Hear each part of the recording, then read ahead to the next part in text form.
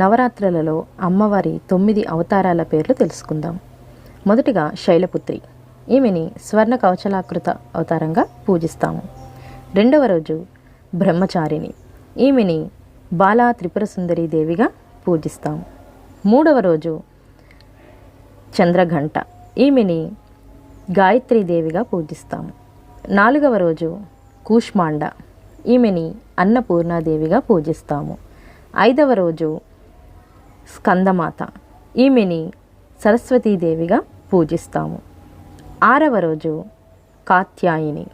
ఈమెని లలితా త్రిపుర సుందరీ దేవిగా పూజిస్తాము. ఏడవ రోజు కాళరాత్రి. ఈమెని మహాలక్ష్మి అమ్మవారిగా పూజిస్తాము. ఎనిమిదవ రోజు మహాగౌరి. ఈమెని దుర్గాదేవిగా పూజిస్తాము. తొమ్మిదవ రోజు సిద్ధిదాత్రి. ఈమెని మహిషాసురమర్దిని